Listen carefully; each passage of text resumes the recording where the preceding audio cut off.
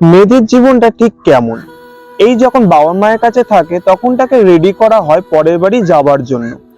তাকে বলা হয় এই কাজটা করো না, কারণ তুমি পরের বাড়ি যাবে।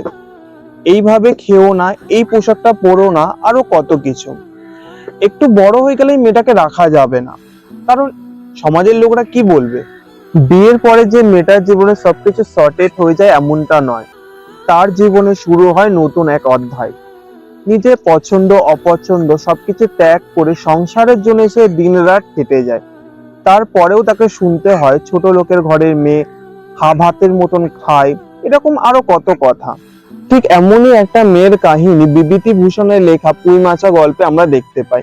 বিভূতিভূষণ এত সুন্দরভাবে এবং সাদামাটা ভাবে গল্পটা লিখেছে, যেন মনে হবে গল্পের যে মেয়েটি আমার বা আপনার বাড়িরই একটি মেয়ে। গল্পের মূল চরিত্র হচ্ছে খেন্তি। এরকম কত খেন্তি আজ আমাদের মাঝে নেই বা এখনো পর্যন্ত যুদ্ধ করে যাচ্ছে।